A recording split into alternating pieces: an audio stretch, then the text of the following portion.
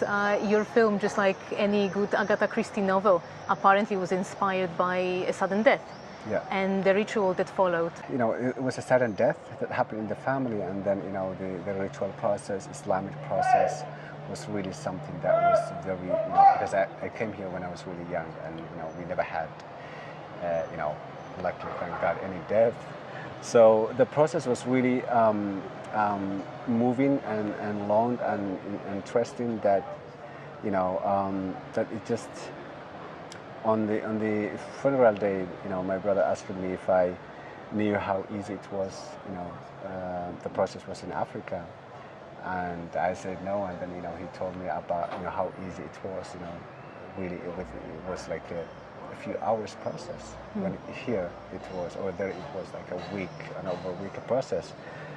So then, you know, and then I got this idea about this gravedigger, you know, that really, you know, about his life, and then, you know, that's how it came. I suddenly remembered that, you know, there were a group of gravediggers in front of the hospital every single day on my way to school, and I never paid attention to them at the time. But then once I started writing, I really went back to all these memories, all these, you know, things that I have seen in my life, and then it kind of like hit me how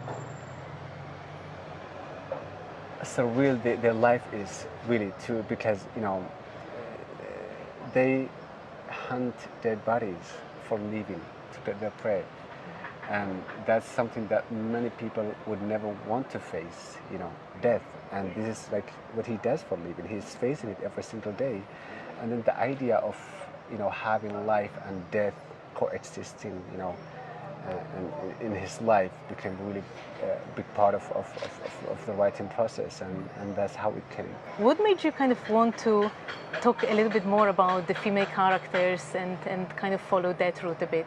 The film is also a female-centric film, where you have a really strong female characters, and if you take these female characters out, you have absolutely no story.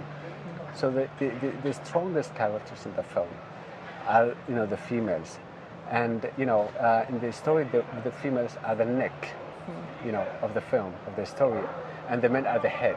So the women, you know, like make the head go round, and you know, and then that's when when we came up with the name that, you know, without the wife there's absolutely no story. You show so much tenderness in this film between them. There is this scene when they dance, and there is like the whole conversation happening without a single word. None of the actors have actually acted in a feature film before, so all of them were inexperienced. So it was really my job to guide them through and to get the best out of them. And we didn't really have time to rehearse. We had 4 weeks preparation in Djibouti before the camera starts rolling, and during the 4 weeks I had so much to do, you know, still casting and, you know, doing street casting, finding the location and stuff like that.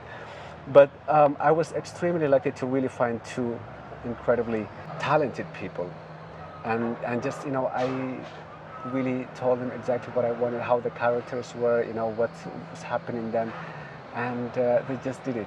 It was really magical. And I think it was Lasse Saarinen, the head of the Finnish Film Foundation, who mentioned in one article that this is the first feature shot in the Somali language. So I really don't know, but I've never watched a Somali film in a cinema. I've never seen a Somali film made by Somalis in A-list festivals like Cannes or Venice, or, you know.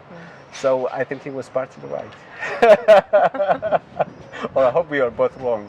No, in that case. I wanted to ask you about cinematography, because those people, they just seem bathed in this beautiful light. It's almost unreal. The film deals with such a heavy subject.